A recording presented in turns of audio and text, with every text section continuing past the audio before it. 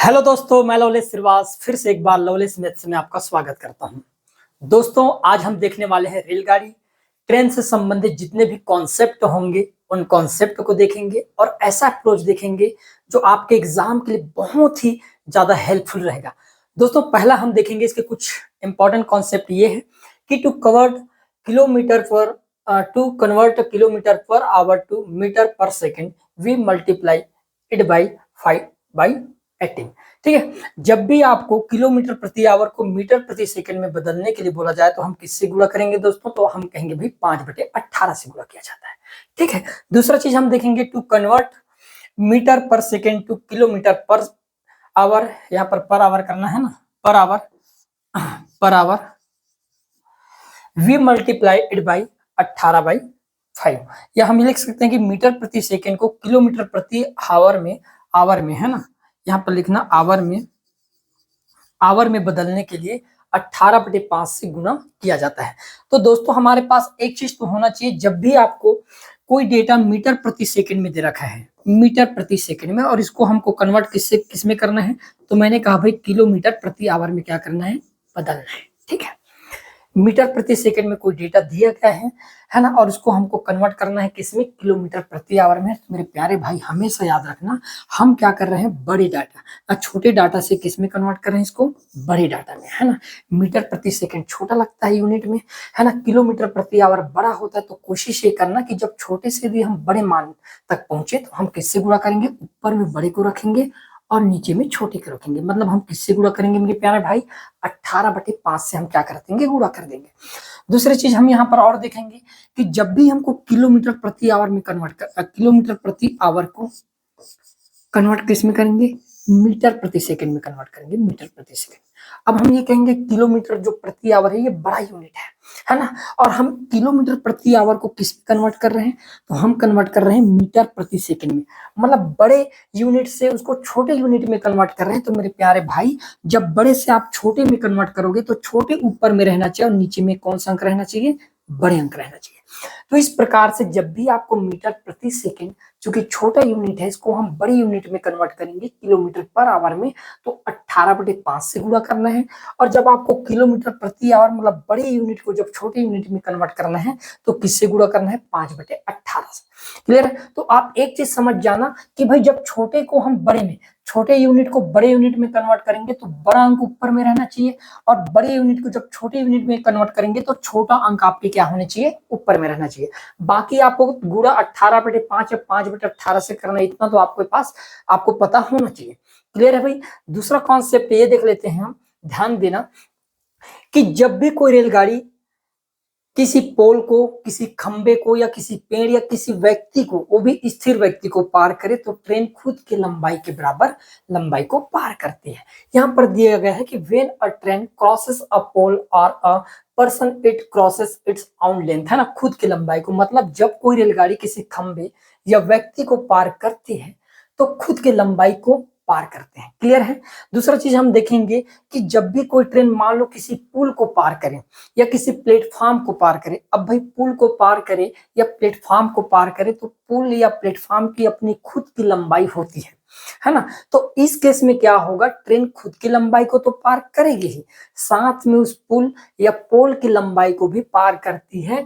When a train crosses a platform it crosses a distance equal to its own length and the length of the platform। मतलब जब कोई रेलगाड़ी किसी platform को पार करती है, खुद की लंबाई और प्लेटफॉर्म की लंबाई के बराबर लंबाई को ये पार करते हैं।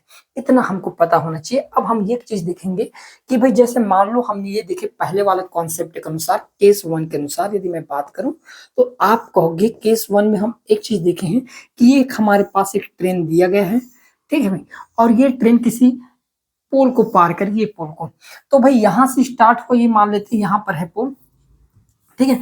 इस पोल को पार जैसे करेगी तो पार कब होगी, जब ट्रेन यहां से इंटर करेगी और जब ये बाहर निकल जाएगी इस प्रकार से, ठीक है, तब हम कहेंगे ये जो ट्रेन है अपने आप को क्या कर लिया, पार कर लिया। तो यहाँ पर यदि मान लो इसकी अपनी खुद की लेंथ होगी, कुछ भी लेंथ होगी यहाँ पर, तो अपने लेंथ के बराबर लेंथ को ये क्या करती है, पार करती है। क्लियर है? दूसरा केस हम ये देखें कि मान लो कोई ट्रेन किसी प्लेटफॉर्म को पार करें। अब ट्रेन की अपनी खुद की लंबाई है, यहाँ पर मान लेते हैं ट्रेन की लंबाई L है, ठीक है, और एक यहाँ पर प्लेटफॉर्म दे रखा है, ये प्लेटफॉर्म, और इस प्लेटफॉर्म की लंबाई मान लेते हैं हम P है। अब क्या होगा भाई, ट्रेन जैसे यहाँ पर इंटर किया, जैसे यहाँ पर इंटर करेगा तो ये है ना, और यहाँ पर ये क्या हो जाएगा, एग्जिट हो जाएगा एग्जिट हो जाएगा। तो हम देखें कि ट्रेन ने खुद की लंबाई को पार की और साथ में प्लेटफॉर्म की लंबाई को पार की। तो ओवरऑल जो इसका जो लेंथ निकलेगा, ओवरऑल लेंथ या कुल लंबाई की यदि हम बात करें तो ओवरऑल जो लेंथ आएगा मेरे प्यारे भाई, ट्रेन की लंबाई प्लस प्लेटफॉर्म, इन दोनों की लंबाई के सम के बराबर आ जाएगा। क्लियर है? तो ये दो कॉन्सेप्ट आपको हमेशा क्या करना है, याद में रखना है। क्लियर है? अब हम चलते हैं सवाल की ओर, है ना। और इस वीडियो के जितने भी पीडीएफ है ये आपको डिस्क्रिप्शन में लिंक दिया रहेगा, वहां से आप डाउनलोड कर सकते हैं और देख सकते हैं। क्लियर है? तो ये देखिएगा अपना पहला सवाल कि भाई एक मालगाड़ी 72 किलोमीटर प्रति घंटा की गति से दौड़ती है और 250 मीटर लंबे प्लेटफॉर्म को 26 सेकंड में पार करती है, तो मालगाड़ी की लंबाई ज्ञात कीजिए। ठीक है भाई, हमको ये दे दिया गया है कि भाई ट्रेन की जो मालगाड़ी की जो स्पीड दे दिया गया है 72 किलोमीटर प्रति घंटा, ठीक गति से दौड़ती है और 250 मीटर लंबे प्लेटफॉर्म को कितने समय में, 26 सेकंड में पार करती है। तो एक चीज तो हम समझ गए कि ये जो 26 सेकंड में प्लेटफॉर्म को 250 मीटर प्लेटफॉर्म को भी पार की और खुद की लंबाई को भी पार करेगी, करेगी कि नहीं करेगी। हमको पता है कि दूरी बराबर क्या होता है, तो हम कहेंगे भाई 4 गुणी समय। ये जितने भी डाटा ये मीटर में दिया है, तो हम क्या करेंगे, इस किलोमीटर को सबसे पहले तो मीटर में कन्वर्ट कर लेंगे। बताओ 72 किलोमीटर को यदि मीटर में कन्वर्ट करूं तो भाई किलोमीटर को मीटर में बदलने के लिए 5/18 से गुणा करना पड़ता है। तो हम सबसे पहले क्या किए, 5/18 से गुणा कर दिए। आप कहोगे 18 कम 18 और 18 चौक 72, मैं समझ गया कि उसकी स्पीड जो थी 20 मीटर पर सेकंड की थी। कितने की थी दोस्तों, 20 मीटर पर सेकंड की। हमने देखे कि प्लेटफॉर्म को पार करने में लगा समय कितने का था, 26 सेकंड का। मतलब मैं लिख सकता हूँ कि जो टोटल लेंथ होगी, दूरी जो होगी, कुल दूरी, ये क्या हो जाएगी भाई, 4 गुणा समय, है ना। चाल कितने का आया है, 20 मीटर पर सेकंड की, और समय कितना लग रहा है, तो हम कहेंगे भाई 26 सेकंड। तो आप कहोगे 26 दूनी 52, मतलब 220 मीटर लेंथ को तय करेगा। अब 220 मीटर को यदि तय किया तो हम कहेंगे भाई उसमें से 250 मीटर किसकी लेंथ है, भाई प्लेटफॉर्म की लंबाई है। जो 520 मीटर है, 520 मीटर में यदि 250 मीटर की जो लंबाई है, यदि ये प्लेटफॉर्म की है मेरे प्यारे भाई, तो जो शेष होगा वो किसके होना चाहिए, तब तो वो होना चाहिए आपके पास ट्रेन की। और हमको पूछा गया है ट्रेन की लंबाई या मालगाड़ी की लंबाई, तो बताओ 520 में 250 को घटा देता हूं तो बचेगा कितना, 270 मीटर। और यही होगी हमारे पास ट्रेन की लंबाई। करेक्ट आंसर क्या हो जाएगा मेरे प्यारे दोस्तों, यहाँ पर ऑप्शन नंबर जो बी होगा, ये हमारे यहाँ पर क्या हो जाएगा, राइट आंसर हो जाएगा। आ भी समझ में, ऐसे आपको क्या करना है, सवालों को डील करना है। ठीक है, देखते हैं नेक्स्ट सवाल। देखिएगा, 800 मीटर लंबी ट्रेन 120 किलोमीटर प्रति घंटा की चाल से चल रही है। इसे 1200 मीटर लंबे पुल को पार करने में कितना समय लगेगा, ये पूछा गया है ना भाई। कितने, 1200 मीटर लंबे पुल को पार करने में कितना समय लगेगा, ये पूछा गया। फटाफट कमेंट करके बताइएगा इसका आंसर क्या होने वाला है। बहुत सिंपल सी बात है, मैंने ये कहा भाई यहाँ पर कि भाई ट्रेन यदि किसी पोल को पार करता तो खुद की लंबाई को पार करता, लेकिन ये जो ट्रेन है, जो 800 मीटर लंबी जो ट्रेन है, ये 1200 मीटर लंबे पुल को पार करना, मतलब टोटल दूरी किसके बराबर होगा, तो आप कहोगे भाई 800 मीटर और ये 1200 मीटर। 800 मीटर और 1200 मीटर टोटल कितने हो गए, 2000 मीटर। 2000 मीटर मतलब मैं क्या 2 किलोमीटर नहीं लिख सकता, 1 किलोमीटर में 1000 मीटर होता है ना। तो मैं लिख सकता हूँ कि भाई ये 2000 जो मीटर है, 2000 मीटर बराबर मैं डायरेक्ट लिख सकता हूँ यहाँ पर भाई 2 किलोमीटर के बराबर दूरी है दूरी। और 2 किलोमीटर की दूरी को यदि मान लो 120 किलोमीटर के स्पीड से तय किया जाए तो कितना समय लगेगा। तो मेरे प्यारे भाई आपको समय का फार्मूला पता होगा, समय बराबर क्या होता है, तो आप कहोगे दूरी बटे चाल होता है। क्या होता है, दूरी बटे चाल। ठीक है भाई, दूरी कितना मिल गया है, 2 किलोमीटर, चाल कितना है 120, ये तो आवर में आएगा। हमको आंसर मिनट में चाहिए, तो मिनट में लाने के लिए हम किससे गुणा कर देंगे, 60 से। ठीक है, तो आप कहोगे यदि ऊपर में गुणा कर दिया जाए 60 का, तो 60 दूनी 120 और नीचे में भी 120, तो 120 से 120 कट जाएगा, तो कितने मिनट आ जाएगा मेरे प्यारे भाई, तो आप कहोगे 1 मिनट का समय लगेगा। कितना समय लग जाएगा? 1 मिनट का समय। और यही हमारा क्या होगा? करेक्ट आंसर ऑप्शन नंबर जो पहला होगा मेरे प्यारे दोस्त, ये हमारा क्या हो गया यहाँ पर राइट आंसर हो जाएगा। आए भी समझ में सबको? ठीक, फटाफट कमेंट करके बताइएगा, है ना। और जो इसका वीडियो का जो पीडीएफ रहेगा ये आपको है ना डिस्क्रिप्शन में लिंक दिया गया है, वहां से आप प्राप्त कर सकते हैं। ठीक है, देखिएगा अगला सवाल ये रहा। एक ट्रेन 600 मीटर और 200 मीटर लंबे दो पुलों को क्रमशः 80 सेकंड और 40 सेकंड में पार करती है, तो ट्रेन की लंबाई ज्ञात कीजिए। ठीक है भाई, अब हम ये कहेंगे कि भाई जब 600 मीटर लंबे जो क्या है पुल को पार की तो 80 सेकंड का समय लगा। इसका मतलब जब 600 मीटर लंबे प्लेटफॉर्म को पार करेगी तो ट्रेन खुद की लंबाई को भी पार करेगी और 600 मीटर लंबे पुल को भी पार करेगी, तब जाके कितना समय लगेगा? हम कहेंगे भाई 80 सेकंड का समय लगेगा। क्लियर है दोस्तों यहां तक? फिर बोला गया कि 200 मीटर लंबे पुल को पार करने में कितना समय लगा? 40 सेकंड। मतलब ट्रेन खुद की लंबाई को भी पार करेगी और 200 मीटर लंबे पुल को भी पार करेगी, है ना, तब जाके कितना समय लगेगा? तो मैंने कहा फिर तो 40 सेकंड का समय लगेगा। कितना समय लग जाएगा? 40 सेकंड का। क्लियर है दोस्तों? एक चीज बताओ, यहां पर मुझे केवल ये चीज निकालना है कि भाई यदि मान लो मैं घटा देता हूं इसको, है ना, आपस में क्या कर दिया? घटा दिया, तो आप कहोगे कि आर से आर कैंसिल हो जाएगा, 600 में से 200 घटेगा तो आएगा कितना? तो आप कहोगे 400 मीटर। ठीक है भाई, 400 मीटर आ गया। और 400 मीटर को पार करने में 80 में से 40 घटाएंगे तो कितना बच जाएगा? तो हम कहेंगे 40 सेकेंड। ठीक है, कितना समय लगेगा? 40 सेकेंड। मतलब 400 मीटर की दूरी को तय करने में 40 सेकंड का समय लगेगा। यहां पर बोला गया है कि r प्लस 200 मीटर की दूरी तय करने में कितना समय लगता है? 40 सेकंड का। भाई 40 सेकंड में तो 400 मीटर की दूरी तय होनी चाहिए। इसका मतलब मैंने ये कहा कि r प्लस 200 मीटर को तय करने में 40 सेकंड का समय लगा। मेरे प्यारे भाई ध्यान समझना, रेलगाड़ी खुद की लंबाई और 200 मीटर लंबाई के पुल को पार करने में 40 सेकंड का समय दिया गया है और 40 सेकंड में तय की गई दूरी, कुल दूरी कितने मीटर की है? 400 मीटर। मतलब मैं समझ गया कि यहाँ पर 200 मीटर की जो लेंथ है, ये 200 मीटर की लेंथ, ये तो पुल की लंबाई होगी। ये किसकी लंबाई है भाई? पुल की। तो 400 में से यदि 200 मीटर यदि पुल की लंबाई है तो बचे कितने? तो आप कहोगे फिर से 200 मीटर बच गया। और ये 200 मीटर जो होगी ना, ये हमारे पास ट्रेन की लंबाई है। हमको पूछा क्या गया है? ट्रेन की लंबाई। तो आपका करेक्ट आंसर क्या हो जाएगा भाई? 200 मीटर। ऑप्शन नंबर जो डी होगा मेरे प्यारे दोस्त, ये हमारा क्या हो जाएगा यहाँ पर? राइट आंसर हो जाएगा। क्लियर है? बराबर समझ आ गया? ठीक है, आगे बढ़ते हैं। देखिएगा अगला सवाल।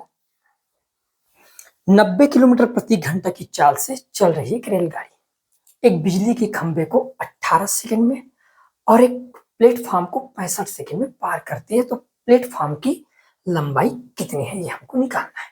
ठीक है भाई, अब मैंने ये कहा, ध्यान समझना, यदि मैं कहूं कि बिजली के खंभे को पार करने में 18 सेकंड का समय है और प्लेटफॉर्म की लंबाई को पार करने में 65 सेकंड का समय। हमको पता है कि जब बिजली के खंभे को पार किया जाता है तो ट्रेन खुद की लंबाई को पार करती है। ठीक है, लेकिन प्लेटफॉर्म को पार करे, इसका मतलब ट्रेन खुद की लंबाई को पार करेगी, साथ में किसकी लंबाई को पार करेगी? तो हम कहेंगे भाई प्लेटफॉर्म की लंबाई को भी पार करेगी, तब तो होगा भाई ऐसा। क्लियर है? इतना तो सबको समझ आ गया। यदि ट्रेन किसी बिजली के खंभे को पार करे, इसका मतलब खुद की लंबाई को पार करती है, और किसी प्लेटफॉर्म को पार करे तो खुद की लंबाई के साथ साथ उस प्लेटफॉर्म को पार करती है। यदि मैंने ये कहा कि खुद की लंबाई को तय करने में, पार करने में 18 सेकंड का समय लगा है, तो क्या मैं नहीं लिख सकते यहाँ पर प्लेटफॉर्म की लंबाई को पार करने में कितना समय लगेगा?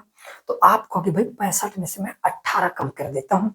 मेरे प्यारे दोस्त, 65 में से यदि आप 18 कर गए तो कितना आ जाएगा? आप कहोगे 47 सेकंड का समय लग जाएगा। कितना सेकंड लगेगा? 47 सेकंड का समय। क्लियर है भाई? यहां तक किसी को डाउट हो तो बताओ। मैंने ये कहा कि प्लेटफॉर्म, ट्रेन खुद की लंबाई को पार करने में 18 सेकंड का समय लिया और प्लेटफॉर्म और खुद की लंबाई को पार करने में 65 सेकंड। मैंने ट्रेन की खुद की लंबाई को पार करने वाले लगने वाले समय को घटा दिया। 65 में मैंने 18 घटा दी तो बचा कितना? 47 सेकंड। इसका मतलब प्लेटफॉर्म को पार करने में केवल 47 सेकंड का समय लगा हुआ। क्लियर है? ट्रेन की चाल दे रखा है 90 किलोमीटर प्रति आवर। क्या मैं इसको किलोमीटर प्रति आवर को मीटर प्रति सेकंड में नहीं बदल सकता? बिल्कुल बदल सकते हैं। तो हम डायरेक्ट क्या कर देते हैं, यहीं पर गुणा कर देते हैं कि भाई 90 और इसको बदलना है मीटर प्रति सेकंड में, तो मीटर प्रति सेकंड में बदलने के लिए किससे गुणा कर देंगे, हम कहेंगे 5/18 से। क्लियर है दोस्तों। अब ध्यान समझना, मैं यहाँ पर काट दे रहा हूं, ये कर सकते हैं भाई 18 कम 18, 18 5 90, 5 25 हो गया, 47 का गुणा यदि हम 25 के साथ कर देते हैं तो आप देख पाओगे 47 गुणित 25 करने पर 1175 हो जाता है। करेक्ट आंसर कितना आ जाएगा, 1175 मीटर। ये हमारा क्या होगा मेरे प्यारे दोस्त, राइट आंसर हो जाएगा। ऑप्शन नंबर जो डी होगा ये हमारा क्या होगा यहाँ पर राइट आंसर हो जाएगा। क्लियर है, आए भाई समझ में। हमने क्या किया यहाँ पर कि भाई एक तो ट्रेन की चाल दे रखी थी, ट्रेन ने खुद के लंबाई को पार करने में 18 सेकंड का समय ले लिया और खुद के लंबाई के साथ साथ प्लेटफॉर्म को पार करने में 65 सेकंड। हमको पूछा गया प्लेटफॉर्म की लंबाई याद कीजिए, तो हमने क्या किए, यदि दोनों का चाल, दोनों का समय, रेलगाड़ी का समय और प्लेटफॉर्म का समय यदि 65 और केवल रेलगाड़ी को पार करने में समय 18 है, तो यहां से मैंने क्या कर दिया, 18 को कम कर दिया, तो मुझे किसका मिल गया, डायरेक्ट प्लेटफॉर्म का मिल गया। चाल तो वही है क्योंकि ट्रेन को उसी चाल से तय करना है, तो इस हिसाब से प्लेटफॉर्म की जो टोटल लंबाई है कितनी की आ जाएगी, 1175 मीटर की। क्लियर है।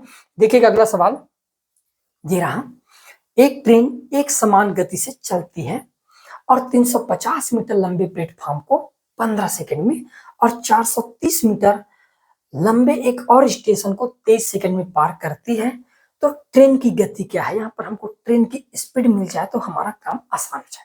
अब ध्यान से देखना मेरे प्यारे दोस्तों, यहाँ पर मैं क्या कहना चाहता हूँ, मैंने ये कहा कि भाई ट्रेन जब 350 मीटर लंबे प्लेटफॉर्म को पार करेगी, इसका मतलब खुद की लंबाई प्लस 350 मीटर लंबे प्लेटफॉर्म को पार करने में टोटल समय कितना लग गया, तो हम कहेंगे भाई फिर तो उसको 15 सेकंड का समय लग गया। कितना लग गया, 15 सेकंड का। ठीक है यहाँ तक। फिर हमको बोला गया कि 400 मीटर लंबे एक स्टेशन को और पार करे, इसका मतलब खुद की लंबाई और 430 मीटर लंबे स्टेशन को पार किए, तब जाके कितना समय लग गया, तो अब हम कहेंगे अब तो 23 सेकंड का समय लग जाएगा। कितना लगेगा, 23 सेकंड का। ठीक है भाई यहाँ तक। तो मैंने कहा यदि इन दोनों को घटा दिया जाए तो घटाने पर आप एक चीज कहोगे कि ट्रेन से ट्रेन तो कैंसिल हो गया, 350 और 430 में अंतर करेंगे तो इधर से 70 नहीं 60 50 और 30 90 80 मीटर आएगा घटाने पर। 80 मीटर को तय करने में कितना समय लगा है, तो हम कहेंगे 80 मीटर को तय करने में लगा है 23 में से 15 घटाएंगे तो 8 सेकंड का समय। कितना समय, 8 सेकंड का समय। 80 मीटर दूरी को तय करने में यदि 8 सेकंड का समय लगा है, तो मैं ये कहूंगा कि भाई इसकी स्पीड तो फिर आसानी से निकाल सकते हैं।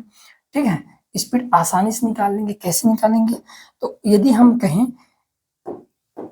कि भाई स्पीड बराबर हम क्या लिखते हैं, स्पीड हमको तो किलोमीटर में निकालना है, तो हम एक चीज देखें कि इस 80 मीटर की दूरी को तय करने में कितना समय लगा, 8 सेकंड का समय लगा। किलोमीटर में चाहिए तो किलोमीटर में निकालने के लिए क्या करेंगे, अब ये मीटर प्रति सेकंड में है, मीटर प्रति सेकंड को किलोमीटर प्रति आवर में बदलने के लिए किसका गुणा करते हैं, 18/5 से गुणा कर दिया जाता है। ठीक है मेरे प्यारे दोस्तों। अब आप कहोगे 8 एकम 8, 8 दहम 80, 5 एकम 5 और 5 दूनी 10 और 18 2 का गुणा कर देंगे कितना हो जाएगा, तो हम कहेंगे भाई 36 किलोमीटर प्रति आवर जो होगी ये ट्रेन की क्या होगी, स्पीड होगी, चाल होगी। तो हमारा करेक्ट आंसर क्या हो जाएगा यहाँ पर, ऑप्शन नंबर जो डी होगा मेरे प्यारे भाई, ये हमारा यहाँ पर क्या होगा, करेक्ट आंसर हो जाएगा। क्लियर है, आए समझ में। ऐसे आपको क्या करना है, सवालों को डील करना है। ठीक है, देखिएगा अगला सवाल, एक 200 मीटर लंबी ट्रेन 300 मीटर लंबे पुल को 30 सेकंड में पार करती है। 150 मीटर लंबे प्लेटफॉर्म के बीच में खड़े एक आदमी को पार करने में कितना समय लगेगा यदि दोनों ही मामलों में गति समान है। बोला गया, बहुत सिंपल सवाल है, ध्यान समझना। यहाँ पर क्या बोला जा रहा है, आपको उस चीज को याद रखना है। सवाल का ये कहना है कि एक 200 मीटर लंबी ट्रेन 300 मीटर लंबे पुल को तो 30 सेकंड में पार करती है।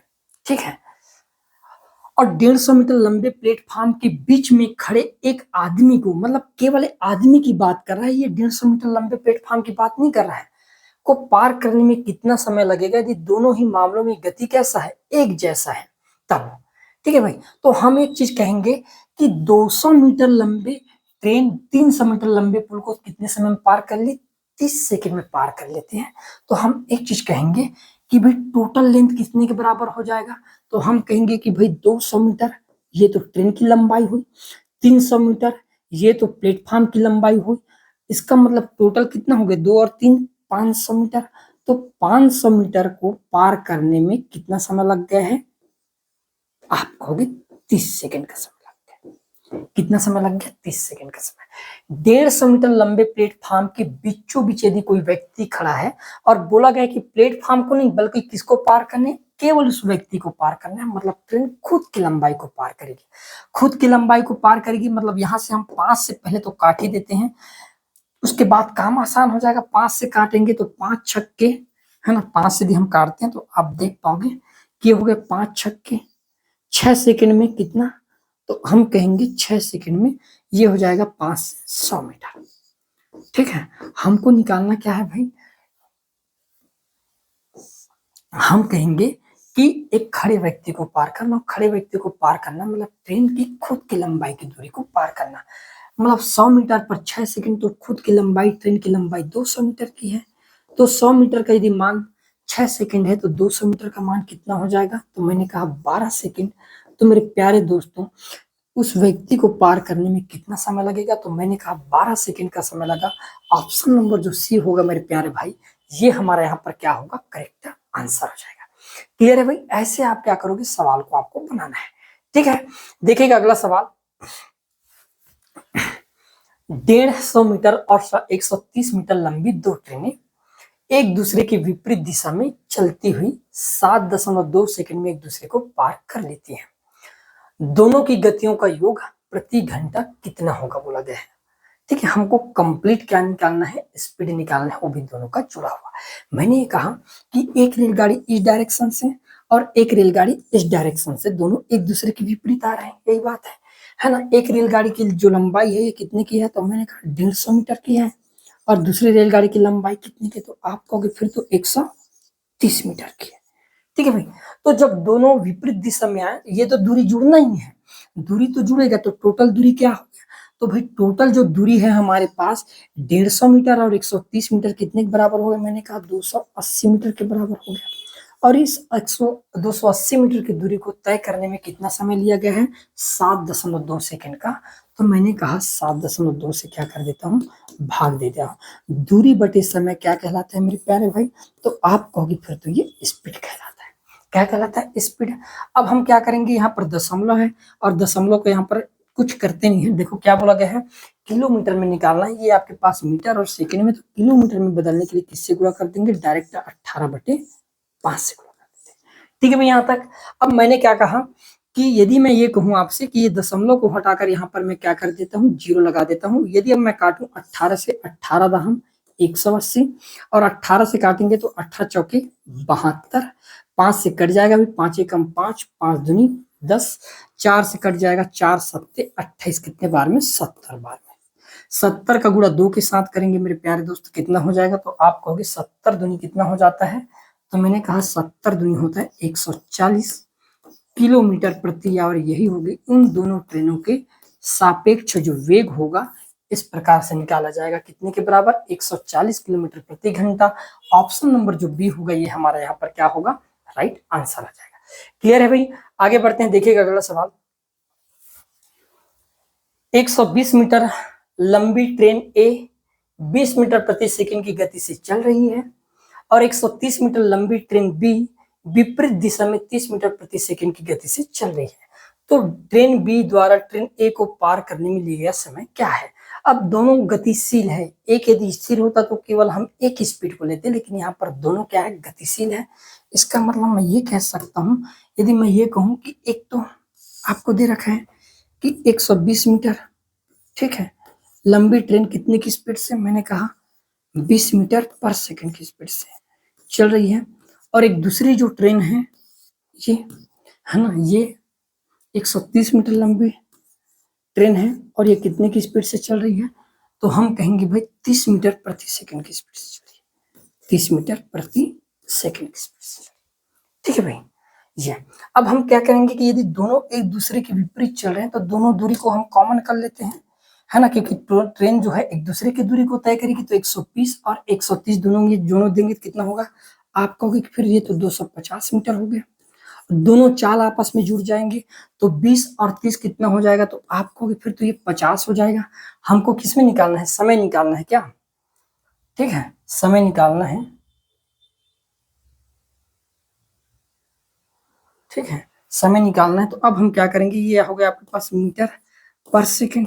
अब यदि हम कार देंगे तो यहाँ पर आप देख पाओगे ये हो जाएगा 50 से कम 50, और 50 पंचे कितना होता है 250 हो जाता है। तो कितना समय लगेगा, तो हम कहेंगे 5 सेकंड का समय लगेगा। कितना समय लगेगा, 5 सेकंड का समय लगेगा। एक दूसरे को पार करने में कितना समय लग जाएगा भाई, तो मैंने कहा 5 सेकंड का समय लगेगा। तो हमारा करेक्ट आंसर क्या हो जाएगा, ऑप्शन नंबर जो ए होगा मेरे प्यारे दोस्त, ये यहाँ पर हमारा क्या होगा, करेक्ट आंसर होगा। क्लियर है भाई। देखिएगा अगला सवाल,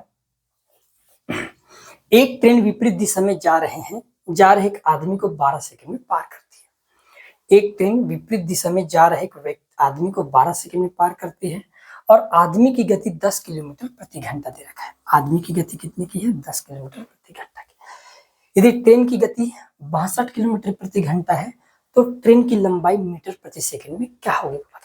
मैंने कहा कि एक जो ट्रेन है, ये ट्रेन इस डायरेक्शन में, ठीक है, हमको नहीं पता उसकी लंबाई क्या होगी, लेकिन क्या होता है कि इसकी स्पीड कितने की है, तो मैंने कहा 62 किलोमीटर प्रति आवर की है। और एक आदमी इसी डायरेक्शन में कितने की स्पीड से, 10 किलोमीटर प्रति आवर की स्पीड से आ रही है। ठीक है, हमने मान लिया ट्रेन की लंबाई, यहाँ पर क्योंकि ट्रेन की लंबाई पूछा गया है तो यहाँ पर मान लेते हैं इसकी लंबाई x मीटर की होगी। कितने की होगी, x मीटर की होगी भाई। ठीक है, अब इसकी तो खुद की लंबाई होगी नहीं व्यक्ति की, तो जो भी तय होगा, जितनी भी दूरी तय होना है वो व्यक्ति की लंबाई, व्यक्ति कहता हूँ ट्रेन की लंबाई ही उसकी कुल दूरी होगी। हमको निकालना क्या है, यहाँ पर ट्रेन की लंबाई निकालना है। तो सबसे पहले यदि हम ट्रेन की लंबाई निकालेंगे तो लंबाई बराबर क्या होता है, दूरी बराबर 4 गुना समय, है ना। तो हम लिख देंगे यहाँ पर दूरी x मीटर का निकालना है, x मीटर का, ठीक है, x मीटर का समय निकालना है। और ये 62 और ये 10 दोनों यदि एक दूसरे की विपरीत दिशा में आ रहे हैं, मतलब दोनों जुड़ जाएगा। तो मैंने कहा 62 और 10 कितना हो गया, 72। चूंकि मीटर में निकालना इसलिए हम पहले इसको 5/18 से गुणा कर देते हैं। और एक दूसरे को पार करने में कितना समय लगा है, तो यहाँ पर हो गया 12 सेकंड। तो मेरे प्यारे भाई यहाँ से मैं 12 का भी गुणा कर देता हूँ। ठीक है, तब आप देख पाओगे यदि इसको मैं काट दूं तो आप कहोगे कि भाई 18 कम 18 और 18 चौक 72, 4 पंचे 20 और 20 गुणा 12 करेंगे तो 12 दूनी 24, मतलब 240 मीटर की जो लंबाई होगी ये किसकी होगी मेरे प्यारे दोस्त, ये ट्रेन की लंबाई होगी, x का मान होगा। तो करेक्ट आंसर क्या हो जाएगा, ऑप्शन नंबर जो पहला होगा ये हमारा यहाँ पर क्या होगा, राइट आंसर हो जाएगा। क्लियर है भाई। देखिएगा अगला सवाल ये रहा, 110 मीटर लंबी एक ट्रेन 60 किलोमीटर प्रति घंटा की गति से चल रही है, 6 किलोमीटर प्रति घंटा की गति से विपरीत दिशा में दौड़ रहे व्यक्ति को पार करने में उसे कितना समय लगेगा, पूछा गया, समय पूछ दिया गया है। अब मैंने कहा कि भाई एक ट्रेन दे रखा है हमारे पास और ट्रेन की लंबाई दे रखा है 110 मीटर की और ट्रेन की चाल कितना है, तो हमने कहा 60 किलोमीटर प्रति आवर है। ठीक है, इतना दे रखा है। फिर बोला गया है 6 किलोमीटर प्रति घंटे की गति से विपरीत दिशा में दौड़ रहे व्यक्ति, है ना, उसी दिशा में नहीं बल्कि विपरीत दिशा, मतलब व्यक्ति इस डायरेक्शन में आ रहा होगा दौड़ते हुए ऐसे। ठीक है, और व्यक्ति की खुद की लंबाई नहीं होती तो इसको 0 मीटर मान सकते हैं और इसकी स्पीड कितने की है, तो आपको 6 किलोमीटर प्रति आवर की। तो पार करने में कितना समय लगेगा बोला गया है, इस व्यक्ति को पार करने में कितना समय, तो व्यक्ति को पार करना मतलब ट्रेन खुद की लंबाई को पार करना है। तो ये दोनों के यदि दूरी डिफरेंट निकाला जाए, यदि मैं कहूँ कि टोटल दूरी निकाला जाए तो 110 और 0 को जोड़ेंगे तो कितना हो जाएगा, आप कहोगे 110 के बराबर ही होगा भाई। मैंने कहा टोटल जो दूरी होगा ये 110 मीटर के बराबर होगा। चाल की बात करें तो 60 किलोमीटर प्रति आवर ट्रेन की चाल और व्यक्ति भी दौड़ रहा है, इसका मतलब दोनों यदि एक दूसरे के विपरीत आ रहा है तो चाल जुड़ेगा। तो 60 और 6 कितना हो जाएगा, तो मैंने कहा फिर तो 66 हो जाएगा। कितना हो जाएगा, 66। और समय निकालना हो भी किसमें, सेकंड में निकालना है तो हम किस में गुणा कर देते हैं दोस्तों, ये आपके पास मीटर है और ये आपके पास किलोमीटर में है ना। और समय निकालना है तो समय बराबर क्या होता है, दूरी बटे चाल। तो सबसे पहले हम इसको किस में कन्वर्ट कर लेंगे, मीटर में कर लेंगे। और मीटर में यदि हम कन्वर्ट करेंगे तो क्या करेंगे, यहाँ पर 5/18 से गुणा करेंगे तो 5 नीचे में और ऊपर में गुणा हो जाएगा किससे, 18 से। ठीक है भाई। यहाँ पर अब हम क्या करेंगे, यहाँ पर ध्यान समझना, मैं काटने का काम करूंगा। 11 से काटूंगा, 11 दहम कितना हो जाएगा 110, 11 छक्के 66, 6 कम 6, 6 तिया 18 और 5 एक कम 5 और 5 दूनी 10, 3 और 2 का गुणा करेंगे कितना हो जाएगा मेरे प्यारे भाई 6 सेकंड हो जाएगा। तो उस व्यक्ति को पार करने में लगने वाला जो समय होगा ये कितने के बराबर होगा, 6 सेकंड के बराबर होगा। हमारा ऑप्शन नंबर जो बी होगा ये हमारा क्या होगा, करेक्ट आंसर होगा। तो इस प्रकार से जो ट्रेन के कुछ इंपॉर्टेंट सवाल है वो हम देखें, है ना। इसका दिए आपको पीडीएफ चाहिए इस वीडियो का तो डिस्क्रिप्शन में लिंक दिया गया है, वहां से आप डाउनलोड कर सकते हैं। और आगे का जो क्लास है वो कंटिन्यू तो चलते ही रहेगा। धन्यवाद दोस्तों। क्लियर है।